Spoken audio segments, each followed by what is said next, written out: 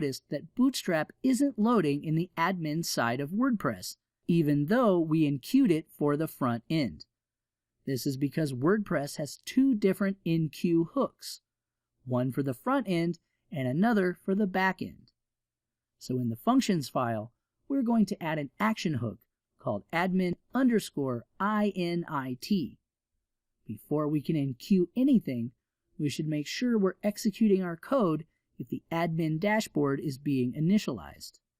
The admin_init hook assures us of that. It will only be triggered if an admin page is being loaded.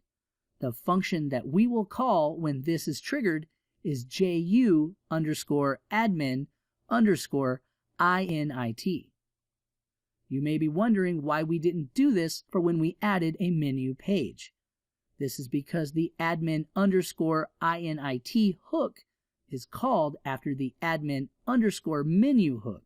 By that point, it's too late to add menu items to the admin menu. It's very important to read the codex on how to use certain hooks before using them. Let's create a file called init.php. Let's create a file called init.php inside the admin folder. Inside this function, we'll define the ju_admin_init function. We're going to use an action hook called admin_enqueue_scripts. This is the hook that we need to use in order to enqueue files into the WordPress admin dashboard. The function to call is ju_admin_enqueue. Create a file enqueue.php in the admin folder and include this file from the admin_init function we created.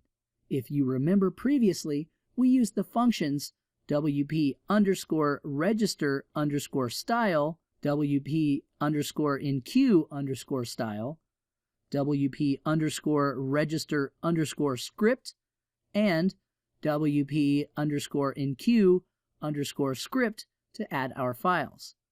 I won't be going over these again since you already know how they work. I'm not going to add all the scripts and styles we added last time. It's not needed. I'm just going to add Bootstrap, and I'm going to enqueue a script called options.js. There's one last thing before I'm finished. I only want these files to load if we're editing our options page. So let's take care of that now. If we take a look at our URL, you'll notice we have this get variable called page.